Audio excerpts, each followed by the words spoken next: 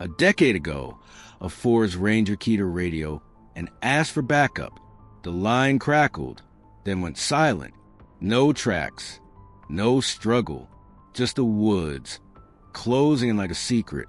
10 years later, a drone schemes Forgotten Ridge and locks onto a cabin no map admits exists. Inside, nailed across an entire wall, is something that shouldn't be there, something that rewrites everything the searchers thought they knew. This is a story of trails that don't lead where they should, of small clues that refuse to stay buried, and of a friend who never stopped listening to the forest. What really happened after that broken call for help? And why was that wall waiting all this time? Late summer 2008, Glacier National Park breathed heat and pine. Ranger Hannah Reed moved along the Highline Trail with the calm of someone at home. Boots shore hat shading her eyes, hand brushing ferns as if greeting old neighbors. She loved birds.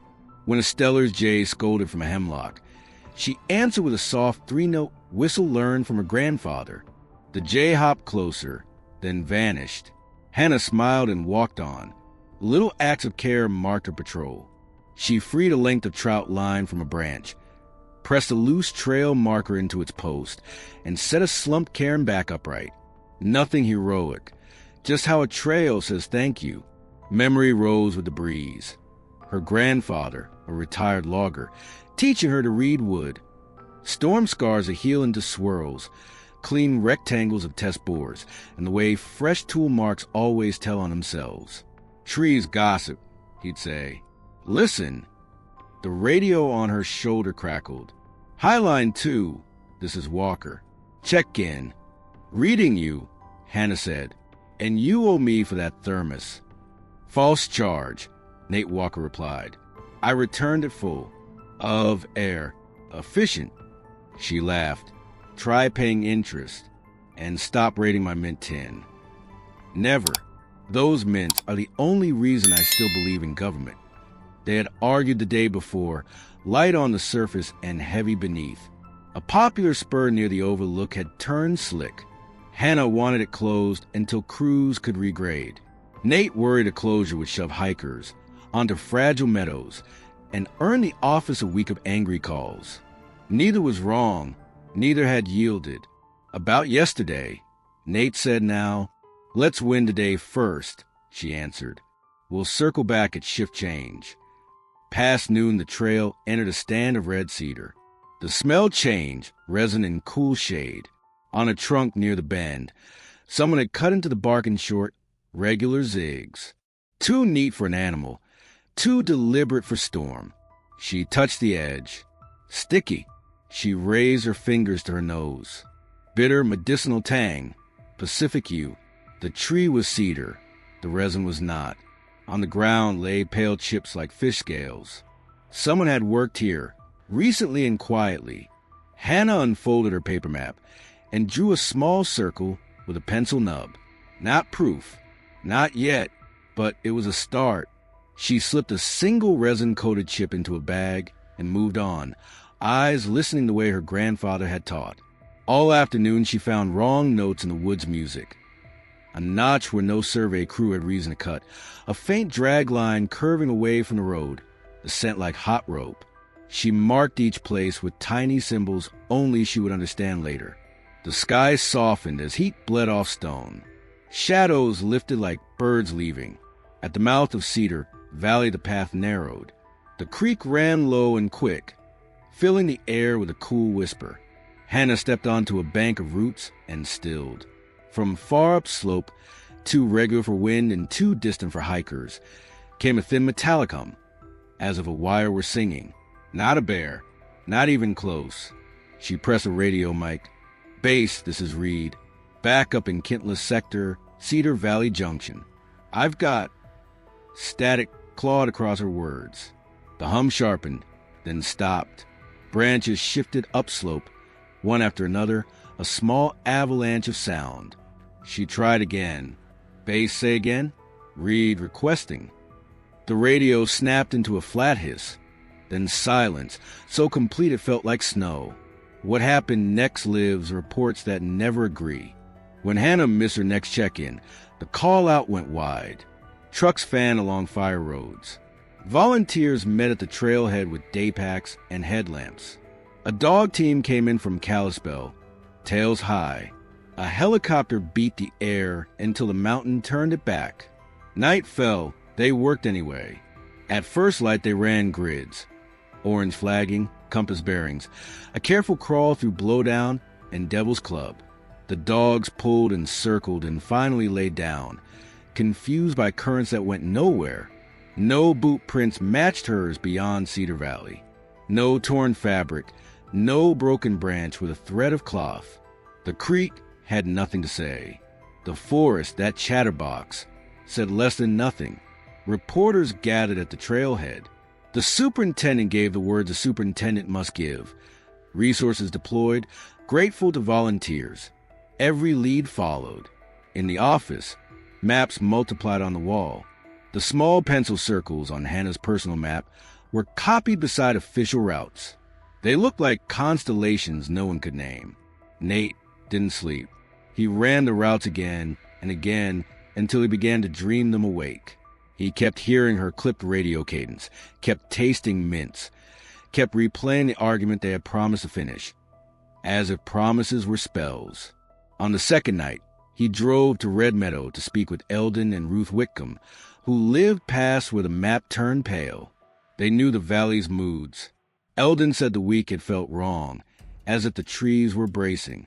Ruth said someone had been lifting small animals in iron traps where no trapper was licensed.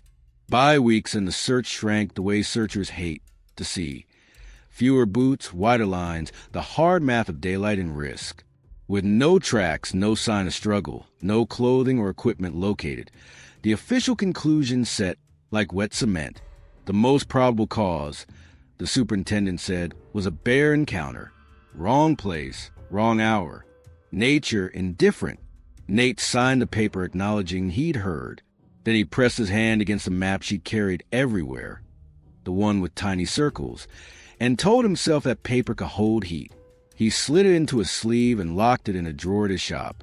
The promise lived behind his ribs. Summer burned out. Winter came with its white eraser. Years piled, each leaving a little less to say in public and a little more to feel in private. New rangers learned the story on slow days, the way people learned the names of old storms. Guides who had worked with her swore she could name trees. The Whitcombs began leaving a twist of cedar on the trailhead board each Sunday, a sign it was their way of saying we are still looking. Yet, 10 years is not a number you feel until it touches something you love. In late 2018, Nate was sorting topo maps when a traveler from out of state stopped by. The man had been flying a small recreational drone over a closed ridge and later sent Nate a link about something odd he'd noticed. Nate opened it. Among the images, one made his scalp tighten. A gray, weather-beat roof tucked so deep in the trees it looked as if the forest had grown around it on purpose. No trail led to it. No note on any map marked it. A house where no house should be. He held the image still and leaned close until it would grain of the counter press lines into his skin. Then he turned the mint tin over in his palm and felt, for the first time in a decade, the world tilt toward a new answer. There, with the roof fixed in his sight and his breath held tight. Dawn came gray and cool over Whitefish when Nate walked into the small station with the aerial images printed in his hand. He asked the detective in charge of major crimes. They gave him Mara Quinlan, tall, wind-chapped, hair in a quick knot, the kind of gaze that flips through facts like cards. She let him speak without rushing, eyes on the roof half hidden by trees. "You're sure this isn't a hunting shack?" she asked. "In a closed ridge with no approach trail?"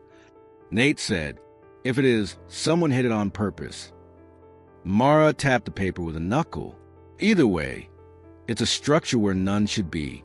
That makes it my problem." She called the park, pulled 2 favors with search and rescue, and within hours they were riding the back of an SAR truck toward the far side of Kintla. The fire from the previous year had licked the ridge hard. Black trunks stood like matchsticks. Between them, green came back in soft patches, the forest knitting itself where it could. The burn scars were what had opened the sight line for the aerial view.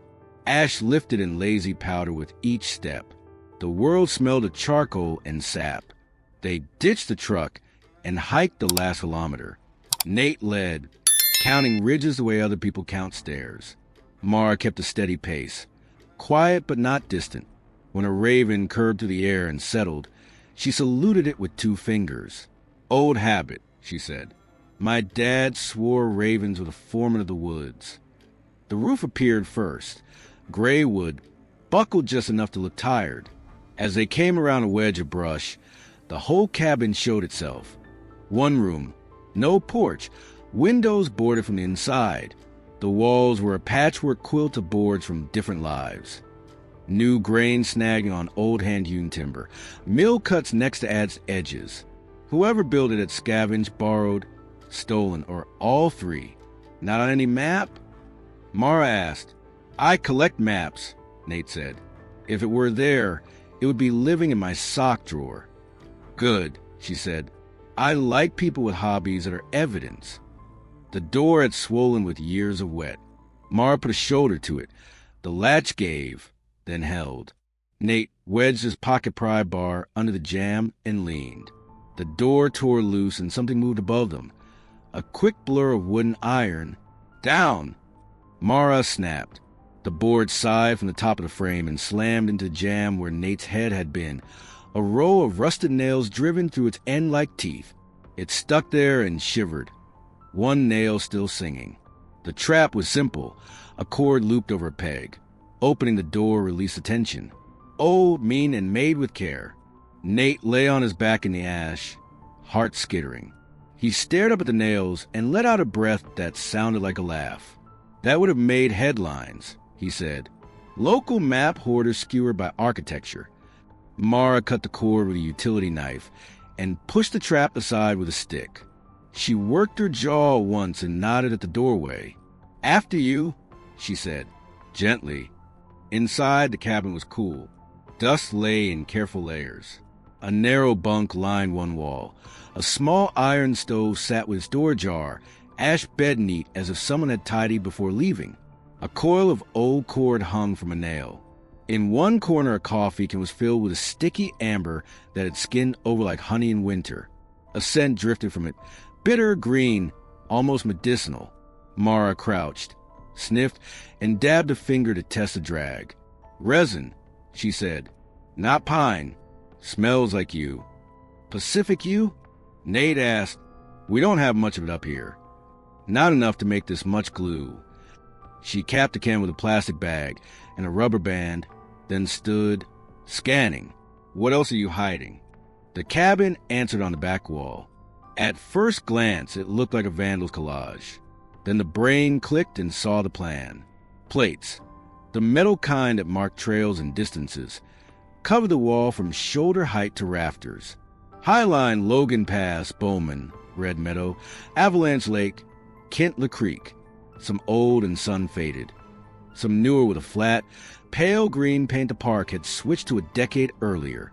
They were arranged in a way that was not random. The names formed shapes, a spine, a branch, a good enough outline of the park seen from a long way up, where the real map had rivers. Here the plates overlapped in thin silver seams. Where there were passes, the plates angled like folded wings. In the center of the iron collage, caught between Pole Bridge and North Fork, a small, worn Ranger emblem had been pinned. Can a few degrees off square, as Hannah used to wear hers to keep the sun from flashing. Nate felt his throat close. He knew that slant. He stepped forward and touched the metal where the pin back bit into the plate. Heat rose behind his eyes, and he looked away toward the rafters until it ebbed. He spoke to fill the space. "You ever see anything like this?" "I've seen bulletin boards," Mara said. "This is something else." She walked the length of the wall, fingertips hovering but not touching. "It's a map made from maps, and it's been here a while." She worked methodically. Evidence bags snapped open, labels filled with dates and GPS marks. From a plate edge, she teased off a flake of paint the color of wet sage. "Parks switched to this color in '07, right?" she asked. "Right." Nate said, "Before that it was brighter." Tourists got too attached to stealing it for souvenirs. Mara's mouth tipped. So, some of these are recent enough to matter. She picked up one of the nails that had fallen when the door trap swung. The head was square, old-fashioned, the kind you don't buy at the hardware store anymore. She bagged it, then two more from the floor by the stove. Different ages of lumber, different ages of hardware. Someone built this over years. Nate let his eyes trace the arrangement again. If you squinted and softened your focus, the plates turned back into a landscape. "Look here," he said, pointing to a stretch where the trail of plates nudged out of alignment. 3 places carried nails with bulky, square heads hammered right through the tin, unlike the small round-head screws used everywhere else. They pinched specific points as if fastening a wound. 3 of them, Mara said, spaced like someone wanted to mark stress. She wrote their labels in her notebook. Kintla Creek, Cedar Valley, Dead Horse Gulch. The last was odd. No official trail used that name anymore. You only heard it from people who'd lived here long enough to forget other words. Nate walked the room in a slow circuit. Every scrap was intentional, from the way the bunk rope had been retied to the way the stove ash had been leveled. No diaries, no notes, no helpful numbers on the wall. Just matter, wood, iron resin. It felt like a message written by someone who had run out of letters and built their own alphabet. Mara peered into a gap between wall studs and pried out a sliver of hardened glue. She rolled it with the tip of her glove. Same resin as the can. Whoever mounted these wanted them to last through freeze-thaw. She sniffed again, eyes half closed. I'm almost sure. You can smell species? Nate asked. My family cut trees for 3 generations, she said. We learned by noses and palms before we learned by Latin. She gave the emblem a measured look. The pin angle, did she do that? Always, he said. Said it kept glare off when she glassed a hillside. Mara didn't write that down, as if saving it from the chain of custody. All right, she said softly. Hannah. They stood there a long half-minute, with the wall breathing quiet at them. Outside, a breeze rifled the ash and set the black sticks of the burn to tapping one another. Somewhere a woodpecker started on a snag. Time, which had been solid as a stump for 10 years, shifted. Nate cleared his throat. If the wall is a map, the big nails are what? Hazards? Gates? Places to avoid? Places someone changed the rules, Mara said, or planned to. She set her notebook on the stove and sketched a rough outline, then marked the 3 square-head points in red. We'll start with one and see if the ground tells the same story. Which one? Nate asked, though he knew. She raised her pencil and touched the plate that read Kintla Creek. The nail that was sunk with more force than the others, metal bruised where the hammer had slipped. Here, she said. It's closest and it feels loudest. You hear maps now? He said, trying for light. I hear trouble, she said, and capped the pen. We go at first light. She photographed the wall for the record, bagged the resin and nails, and walked once more around the room to be sure they had left the way they'd found it, minus the booby trap. On the way out, Nate paused by the emblem. His fingers twitched, wanting to fix it straight. He didn't. The slant was hers. They stepped back into the ash-bright afternoon. The ridge side, far below, water moved with its own slow patience. Mara pulled the door to and set a wedge so no curious animal would injure itself on old hardware. She looked to the west where the sky was already losing color, and then to Nate. Be at the trailhead an hour before dawn, she said. Pack for wet feet and bad news. He nodded. I'll bring maps. I counted on it, she said. They started down. Behind them, the cabin kept its counsel, the patched walls taking the late light like an old quilt. In the dim, the names on the plate seemed to glow, the familiar promises of trails and distances and places you could reach if you kept walking. One name held the eye more than the others. Kintla Creek. They reached the trailhead before first light and started toward Kintla Creek, with wet grass ghosting their boots. The forest here had a different timbre than the Burn Ridge, cooler, closer, the air holding cedar and stone. Mara walked a step off the path, reading the edges the way hunters read snow. Nate kept to the tread and watched for the wrong note in a familiar song. Half a mile in, they found it. A young spruce had been trimmed high, as if someone needed a clean line of sight across the bend. On a cedar nearby, shallow zig cuts nibbled the bark at regular intervals. Tidy, restrained, nothing like the messy rake of animal claws. Controlled harvest, Mara said. Small panels. Someone who knows not to kill the tree. Not a bear, Nate answered. They followed a faint drag curve toward a game trail that didn't look like a game trail anymore. Bits of pale chip lay along it like breadcrumbs. No boot print survived the year, but the story was still there. Work done quietly. Weight moved gently. Then the woods coaxed forget. By noon they had logged the first wound and 2 more oddities. On the way out, Mara said, "Let's talk to the valley's memory." The Whitcombs lived with a gravel road thin to a thought. A hand-painted sign read, "Mind your soul and your speed." Their cabin sat in a ring of berry canes trimmed like a parishioner's lawn. Eldon Whitcomb answered shirtless, rib-bone and sun-browned, with a silver cross on a cord. Ruth came behind him with tea already poured. "We don't get many badges," Eldon said, eyeing the truck.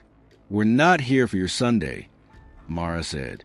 "We're here for your trees." That earned a grin. They walked the couple into their own woods. Eldon's hands told the story as fast as his mouth. Arm length for legal cuts, finger width for respectful ones. He stopped at a cedar with a fan of tidy scabs. "See? That's a person with a conscience. Takes panels like reading pages. Comes back when it heals." Ruth touched another trunk with the tender gravity of a nurse adjusting a blanket. "Years ago, the girl ranger came and told us to call if we found iron teeth in the brush," she said. "Said they were chewing on raccoons and foxes where they shouldn't. She listened when we preached at her." "Hannah," Nate said. "Bright one," Ruth said. "Too bright for this world some days." Mara asked where they had been the night Hannah vanished. Ruth answered first. "Wednesday, prayer at the hall. I keep the jar of peppermints. Ask anyone." Eldon nodded. "I burned the chili. Ask everyone." No lies there. On the way back to the truck, Mara said, "They're odd but straight, and they can smell a saw through rain." "Exactly why I like them," Nate said. Their next stop was a tidy storefront of Bear's Breath Botanicals on the Whitefish Strip. Shelves lined with tinctures and soaps the color of moss. Alvaro Decker came out from the back, drying his hands on a rag that looked unused. He wore neat jeans and boots with shine, no resin in the seams, no scuffs on the toe. "To what do I owe the pleasure?" he asked in a voice that could sell sleep. Mara introduced herself and set a sample jar on the counter. Inside sat a marble of hardened amber resin from the cabin. "You ever handle a binder like this?" Decker turned the jar under the light. "Pitch blends are common. Pine is king. But there's a bitterness. Could be U-based, good adhesion in cold, slower cure. Artists like it for outdoor installations. You find this in the park." "We find a lot of things in the park," Mara said. "You buy you from licensed foragers. Ever collect yourself?" "Rarely," he said, palms lifted. "I source. Paperwork is half my job. The other half is telling people no." "Where were you the week Ranger Reed went missing?" Nate asked. Decker blinked once, just long enough to register the name. "August of '08, Missoula. I was prepping a bulk shipment and arguing with a freight forwarder who wanted to fry my life's work in a hot warehouse. I can probably dig up receipts if the heat death of the universe doesn't come first." "Please do," Mara said. She glanced at his spotless boots. "Out in the field lately?" "Trade fairs," he said, smiling. "My feet thank me." Back on the sidewalk, Nate tipped his head. He knows the chemistry. "And he makes a point of saying he doesn't get dirty," Mara said. "I don't know if that's confession or brag. The studio of Iris Capel sat behind a bakery. The air a mix of metal, yeast, and varnish. Sculptures leaned like frozen waves. Wooden panels stitched with salvaged metal. Old signage.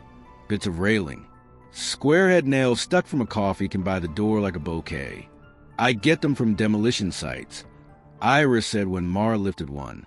I like how they bite. New screws have no romance. On a workbench lay a small panel coated with a thin, glossy skin. The smell rose the second Mara leaned in. Green, bitter, the cabin in town clothes. You use pitch. Mara asked, for outdoor pieces. Iris said, shrugging. Sometimes I cut it with oil so it flexes. Someone told me you makes it less brittle, but I just repeat gossip. Why? Curiosity. Mara said, were you here the week a ranger disappeared back in '08? Iris wiped her hands on a rag streaked umber. Kalispell, she said. A show opening. There are people who won't let me forget the dress I wore. Nate took in a can of nails, the sheen on the panel, the steady, precise way she handled the glue. She didn't fidget. She didn't oversell. He couldn't tell if that was innocence or an artist's habit of letting the work do the talking. By late afternoon, they were down to one more stop.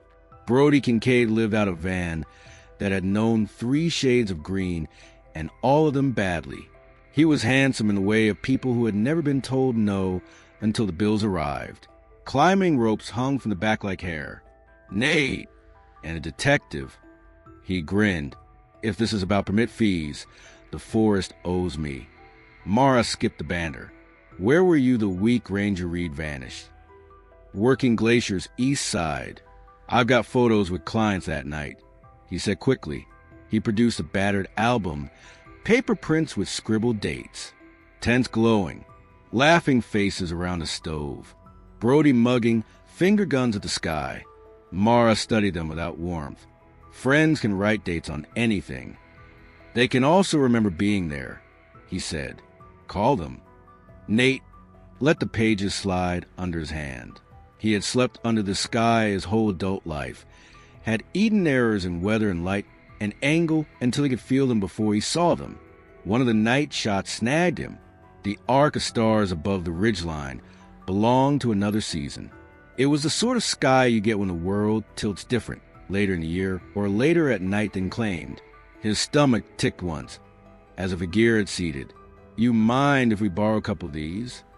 Mara asked. Keep 'em, Brody said too easily. I've got stories to spare. On the walk back to the truck, Mara said, your face did a thing. Which one? Nate asked. The I smell a storm one. He hesitated. I spend too much time staring up. Those images. One shows a winter pattern. Not a summer night like the note says. You sure? Sure as a man can be without a sextant in a song, he said. She huffed a small laugh. I'll take that. Here's why I got so far. The Wickhams are odd but honest. Decker is polished and precise. Iris has the tools and the glue. Brody wants us to swallow his scrapbook. Meanwhile, the forest keeps telling us about control cuts and drag curves. And a wall that begs us to start at Kintla, Nate said. Then we listen, Mara replied. Quiet and close. They agreed on a watch. Not a full operation, just 2 people placing themselves where the work might come to them. Around dusk, they hiked back toward the creek and picked a spot with cover and a line on the old footbridge. Mara checked her gear like a ritual. Nate unwrapped a peppermint and placed it on his tongue the way some people place a coin on a map. They waited while the woods settled. A kingfisher burned past the water with a sharp line of sound. An owl traded places with the day. Mara leaned in and murmured, if nothing happens, we'll try again. Patience is a tax on truth.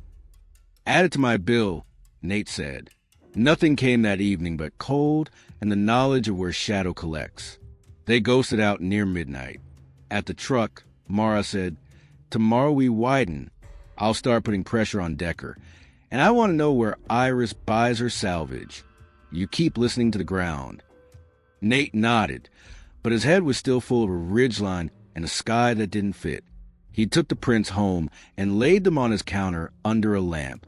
He slid a magnifier over the image that bothered him most and eased it until the light sharpened grain and glint. The pattern above the peaks was wrong for the hour claimed in the scrawl at the bottom. He could name which way the bowl tilted when summer held the handle. This wasn't it.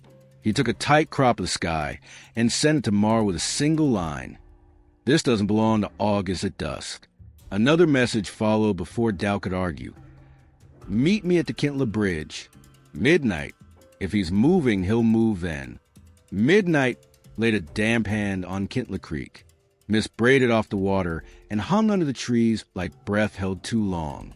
The footbridge, a run of old planks with a sway in its hips, creaked whenever the breeze remembered it. Mara and Nate kept to the shadows on the near bank, boots planted quiet, eyes learning the dark. They didn't speak. They didn't have to.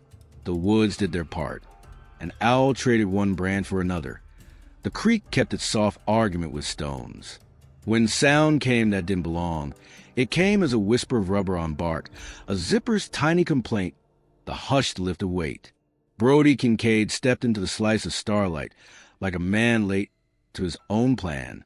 Hood up, gloves on. He crouched at the root bowl where the bridge met the bank and drew out 2 burlap sacks, damp and heavy.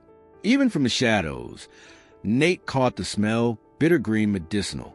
You. Brody slung one bag over his shoulder, tested the other with a hand scale motion, and turned toward the trail. Mara moved first. Evening, Brody, she said, voice level. He froze, then did exactly what a man like Brody does when the world says stop. He ran. The bridge slicked under him like glass. Planks ticked, nails groaned. Nate was right behind, the wood flexing to his stride. Careful, he started, and then the sentence fell through an empty space. Brody's foot shot out. The sack swung his balance the way a bell swings a tower. He hit the rail, folded, and went over. The water took him sideways, slammed him against a brace, then flipped him flat. The burlap dragged like an anchor. His hands beat at the current once, twice, then lost rhythm. Nate didn't think about anything but a rope he didn't have, and a friend he did. He went to his knees, hooked one leg around a rail, and reached. Grab my arm, he shouted. Brody's glove missed, then didn't. Nate locked both hands on the wet wrist and leaned back until his shoulders sang. The burlap wanted to keep its prize. The creek wanted both. Mara slid in beside him, low and braced, and caught Brody's jacket by the hood. Together they hauled until metal bit wood, and the 3 of them lay in a coughing heap on the deck. Brody blew water and profanity. Nate rolled to his back, lungs burning, and stared at the sky until it stopped spinning. Then he turned his head and said between breaths, When you rate this rescue later, are you giving me 5 stars or 6? Brody wheezed a laugh that was mostly surrender. You get a tip. Don't walk on wet bridges with crime in your backpack. Mara cuffed him, firm and not cruel. We'll embroider that on a pillow. She nudged one of the sacks open with her boot. The smell lifted in a bitter wave. Inside, curls of you bark nested like long, thin tongues. Licensed vendor? She asked. Brody closed his eyes. Not tonight. They walked him off the bridge and sat him on a stump while he found his breath. The water had leached the bravado out of him. He looked smaller with his hair plastered and his grin gone. Mara gave him the kind of silence that makes a man choose his own next line. I steal, he said finally. There it is. I take bark. I leave it where I'm told. I pick up what's left for me next time. I don't cut trees to death. I don't set traps. I didn't. His voice broke, then hardened. I had nothing to do with Hannah. I never even saw her that week. Who tells you where and when? Mara asked. Brody's eyes flicked, guilty out of habit. Decker, he said, the name as soft as the night. He says he's just coordinating foraging. Says, I'm the courier when the courier calls in sick. Pays late. Lectures a lot. Does Decker get his boots dirty? Nate asked. Not that I've ever seen, Brody said. He likes clean lines. A deputy from the county met them at the trailhead to take Brody and the sacks. Paperwork started where the gravel hit asphalt. By the time Nate and Mara got back to town, the horizon was leaking pale. They slept 3 hours and were on their feet again with the kind of exhaustion that sharpens edges. Their first stop was a cabin. The ash prints they had left the day before still kissed the floor by the door.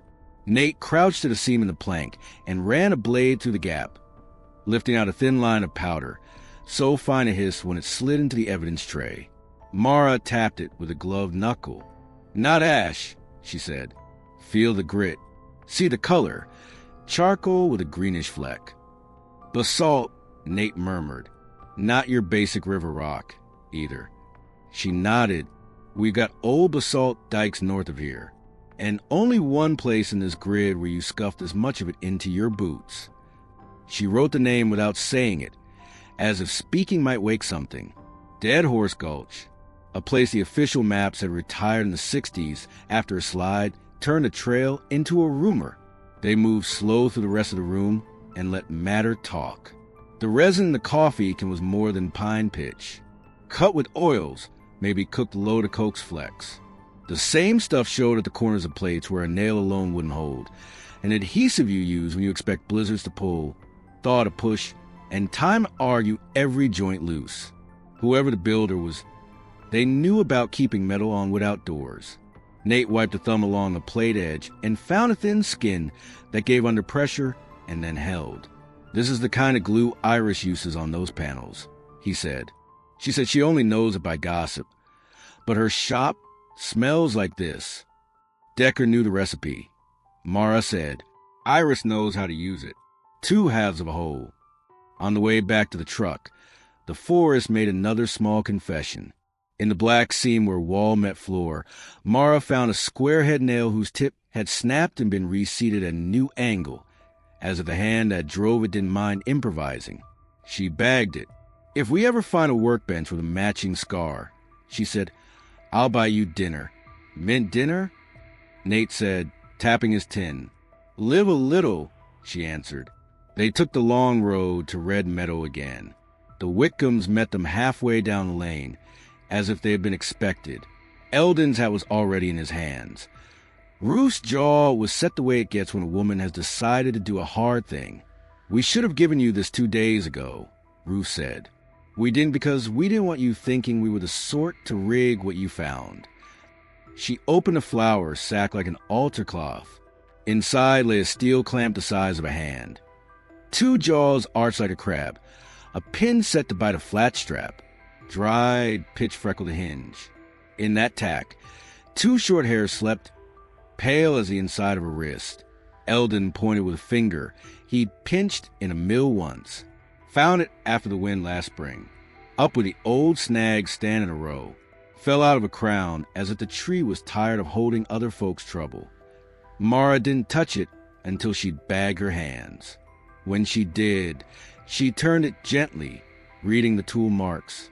"Skyline Hardware," she said. "Not the big trolley, this is a strap clamp. You wrap flat steel or webbing, clip to the moving line, and send small loads without dragging a road." Ruth's gaze moved to the trees beyond them. "Quiet," she said. "A thing for people who don't want to be found by ears." Mara nodded, the motion small. The pitch on the hinge smelled like the cabin. The hairs gleamed where the sun caught them. A lab would tell species. Her gut already had a guess. Back in the truck, they sat with the doors open and the day leaning in. The case had shifted another inch on its axis. Brody's confession had given them a courier. The cabin had handed them a map made of iron. The powder underfoot had pointed them toward a place the park pretended didn't exist. And the Whitcombs, who measured truth like flour, had offered a piece of skyline in their own flour sack. "Say out loud," Nate said. Mara checked the compass out of habit, and then spoke it plain. "Someone rigged a clandestine highline," she said. "They moved weight where no truck could go. They edited trails to keep eyes away and glued a map to a wall because they didn't trust paper." She looked at him, and a ranger followed the wrong music to the right place. He swallowed. The peppermint he hadn't yet eaten cooled the space under his tongue. "Who built it?" Decker has the network, she said, but he doesn't like dirt. Iris has the hands. Whole walls made of fastened scrap that never shake apart. She knows how things hold and how to make them quiet. An artist is engineer, Nate said. I've seen Stranger. Stranger would be a bear with a toolbox, Mara said. They didn't wait for a warrant to bless the wind. They drove as far as tires would carry and hiked the last miles under a sky the color tin. Night found them, then unfound them. Between trees, the land stepped down in broken stir steps toward the place old-timers called Dead Horse. The world there tightened. Basalt shouldered up in black ribs. Ferns hid in cracks where water persisted. Birdsong thinned. On the first good shelf of rock, they stopped and let their eyes adjust to a new idea of distance. A line crossed the view. Not a trail, not a fallen trunk.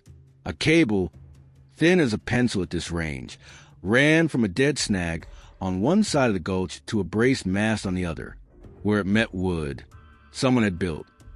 Improvised towers of bolted timbers and old poles, guy wires stitched into the earth with anchors that didn't belong to any trail crew. A small carriage hung parked on the far slope, still as a spider on a drab web. Dawn climbed the ridge behind them, laid a first pale brush of color on the cable, and made the metal answer with a dull line of light. The wind spoke through the guy wires in a low, almost musical hum.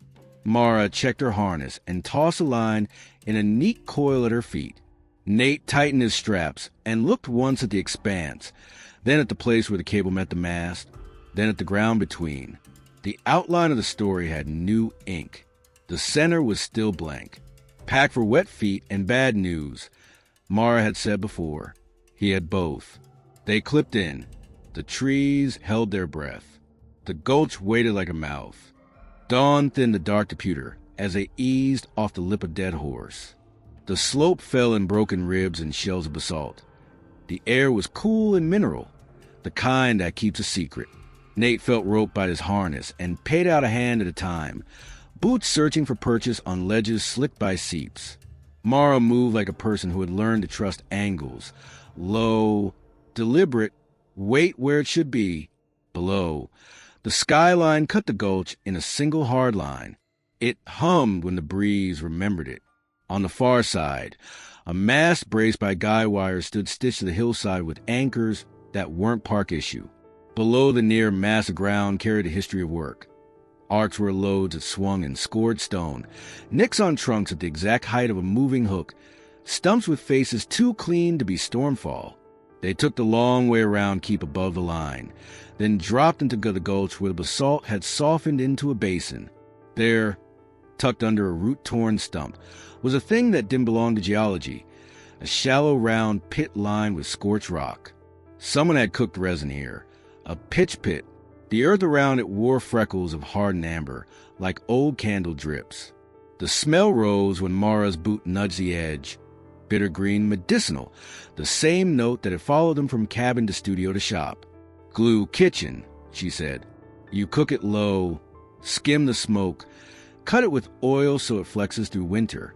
Public art trick, old timber trick. Either way, it keeps metal where you put it. Nate crouched on the other side and sifted with gloved fingers. He found small curls of bark dark as tea and brittle as paper. From the weight and the scent. He found a twist of flat strapping hardened in a drooled pitch, as if someone glued it and then changed their mind mid-knot. He found a scuffed impression of a belt buckle that made his throat jump before his eyes understood. Here, he said. Mara came around. Half buried under a mat of fine roots, a leather belt lay folded by time. He teased it free. The leather was gone to stiffness, but the hardware held. A dull buckle, a clipped-on ring where a radio once hung, a tiny stamped number in metal he didn't want to read, and then did. Ranger issue, Mara said quietly, a hand width away, under a lace of roots that had grown across it like careful fingers. Something caught light. Nate brushed dirt, and a pocket knife turned its cheek to the morning. The bone scale was scuffed where a hand had ridden it for years. He tested the action. It opened with a stubborn click. Along the spine and near the hinge, a thin skin of resin had cured amber glass. He held it the way you hold a warm stone that used to be someone's. "Hannah," he said under his breath. Mara bagged both with reverence disguised as procedure. Then she pointed to the walls of the gulch. "Look higher." On a shelf 20 yards above, a line of old stump faces showed saw marks with a modern swagger. Clean curves, no axe tear, and painted with auction codes in greasy crayon. Fresh enough to be this decade. Somewhere, someone had mixed old permits with new greed, laundering theft through paperwork. The skyline made the rest simple. No roads, no noise, no eyes. A sound moved across stone, soft at first, then shaped by intention. Footfalls. Nate and Mara both turned, the same way trees turn toward light. Alvaro Decker came into view from the mass side, putting care into every step, so his boots stayed clean. His smile was polite until it found the evidence bags. Then it frayed. Iris Capel was 10 paces behind. Hair pulled back, eyes not surprised. She stopped near the pit and read it the way artists read weight and joinery. Mara didn't reach for her weapon. She reached for her voice. "Morning," she said. "Convenient, you both found the same unmarked hole in the map." Decker lifted his hands. "I'm here to tell you to leave. Liability. Dangerous equipment. You shouldn't be operating stolen infrastructure?" Mara said, "Selling bark you can't legally collect. You've had quite a decade." "We repurpose an old line for maintenance," he said smoothly, as if syllables were a tarpaulin he'd throw over a mess. "No logging. We move materials for installations. The park benefits." Iris's mouth tipped in something like pity. "You don't keep metal outside with nails and wishes," she said, nodding at the mast. "You stitch it with pitch and patience. You plan for thaw. You plan for wind. You make it quiet so the work can be seen, not heard." "You sound proud," Mara said. "I'm proud of craft," Iris answered. "The thing stays up. That's the job." Nate held up the bag with the knife inside. Iris's eyes flicked, first to the resin, then to the scale, then away. Decker's jaw tried to hold neutral and failed. "Hannah Reed," Mara said. "She came through your edits 10 years ago." Decker shook his head quickly. No one touched her. No one hurt her. If something happened, it was an accident. She shouldn't have been. "In her park?" Nate asked. Decker's hands fluttered. "You don't understand the pressure. Buyers. Seasons. One storm and a stand rots on the stump. We took little gently. We were careful. The kind of careful that cooks pitch by the bucket and remaps trails," Mara said. "The kind of careful that builds a wall out of stolen plates." Iris looked at the basin, not at Mara. "Public works start as mock-ups," she said softly, almost to herself. "You move pieces until the form holds. That wall was just a draft." "Draft of what?" Nate asked. "Of absence," she said, and for a second the truth almost showed its face. The skyline hummed, different now, alive. Somewhere upslope, a clutch engaged. The carriage shivered on the far mast. Decker took a step that was an accident. Nate pivoted in time to see a counterweight. A bundled log hung in a hidden cradle, loose from its catch. It swung, pendulum fast, toward the near mast where guy wires made a cat's cradle of tension. "Mara!" Nate shouted. She moved, but the ground moved faster. The weight struck a stay. The stay snapped, and a whip of cable ripped a furrow across the shelf where she stood. She went backward, heels skidding, and caught air with one hand grasping for nothing. The world turned slow. The gulch opened like a mouth. Nate didn't think. He threw himself flat and caught her wrist. The force mushroomed through her shoulder. The loose stay, still live with tension, snagged her harness and began to drag. The line that held her would pull them both into the basin, and then up against the mast with bone-breaking certainty. "Knife!" she said through her teeth. He knew which one. He had to trust what he held. He rolled toward the line, biting her harness. flipped the pocket knife open with a practiced bite of wrist, and sawed to the webbing strap that had cinched itself in the mess. The steel wasn't pretty. It was serviceable. The strap parted with a sound like a hard cough. The stay snapped back, cut loose. Mara slammed into the dirt on her hip, breath gone but body saved. She lay there, eyes wide at the sky the way you look at a thing you almost left. Then she grinned at him, some feral joy finding room. "That's a 6-star save," she rasped. "Tips appreciated," he said, chest pounding. He hauled her up. Decker had used the heartbeat to run toward the mast ladder. Iris moved to control post, hand going for the brake lever. Mara went straight at Decker, body low. He glanced back, misread distance, and slammed a shin into a brace. By the time the pain reached his mouth, Mara had him pinned in cuffle motion that looked like dance practice in ugly rooms. Nate cut across to Iris, who had grabbed a bolt cutter and was angling toward the evidence. The bag belt, the knife, the pitch pit, the strapping in amber. He stepped in her path and lifted a palm. "Don't," he said. She stopped, breath fast. Eyes trying to measure if anything could still be hidden. "You can't put it back the way it was," she said. "I don't want to," Nate said. "I want to name it." The hum of the skyline settled to silence as the carriage rolled to a stop. The Gulch listened. Mara walked Decker to a boulder and sat him like a misbehaving child. She stripped the bolt cutter from Iris and tossed it behind her. "You're done talking to each other," she said. "You can talk to me, or you can wait for a lawyer who will tell you pretend you don't know the meaning of you."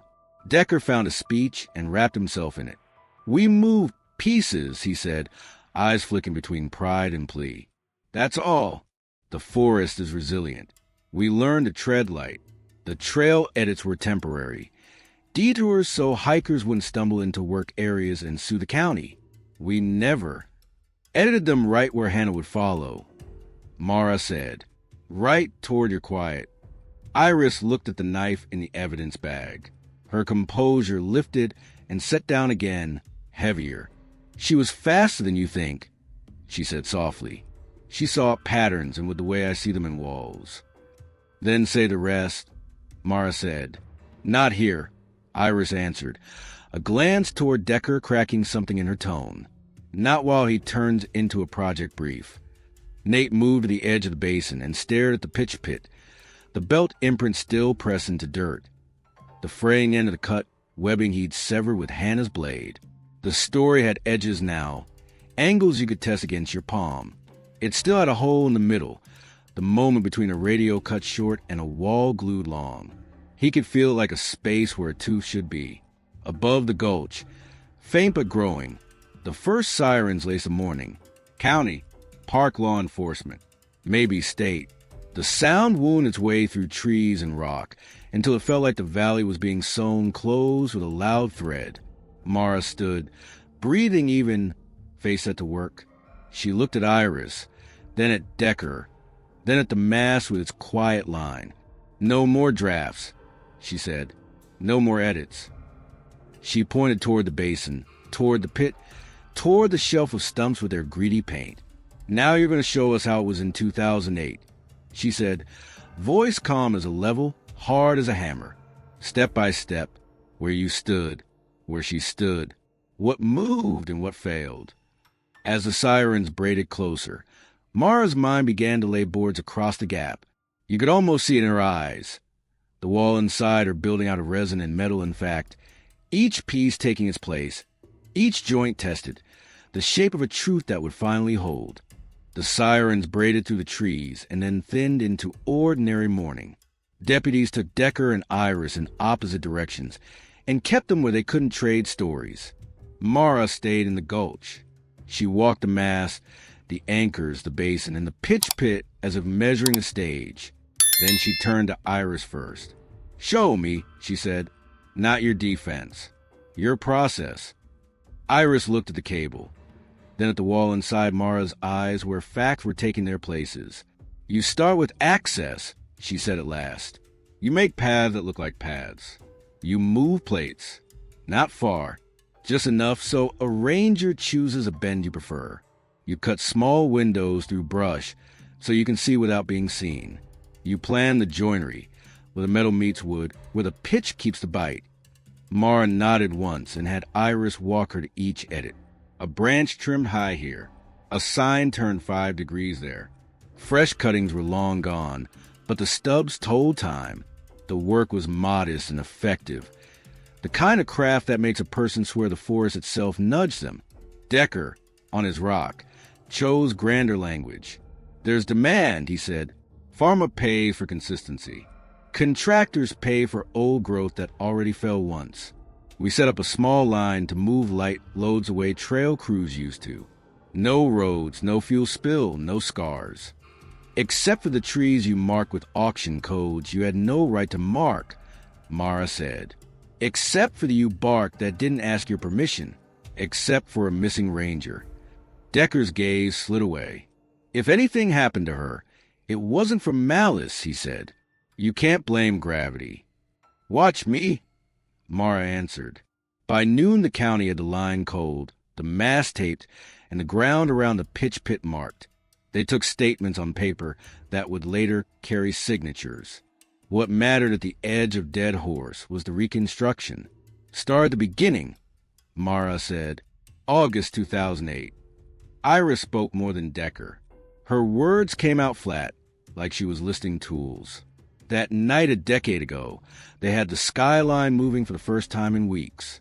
Loads were small, panels of bark and sacks, a few salvage timbers cut from down logs upslope. Brody did the short hauls when paid to. He wasn't there every night. He was there enough. Above them, an investor no one saw signed invoices and loosened funds when would turn into money. He stayed clean by staying far.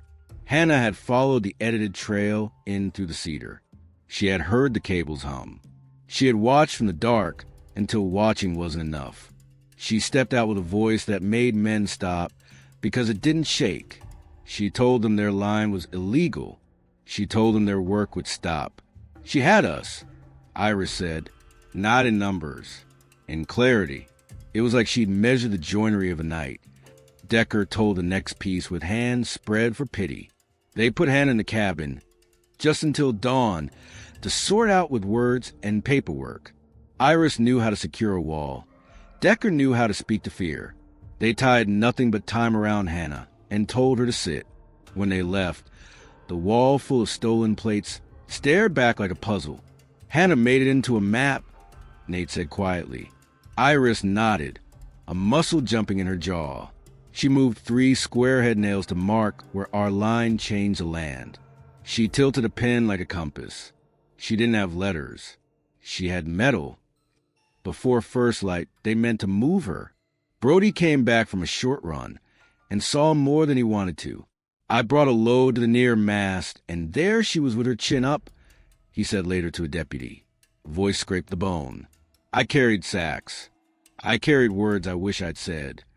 They put Hannah on the shelf above the basin while Decker and Iris argued about who would make the call to the office and how bad the fallout would be. The skyline whispered over their heads. Pause.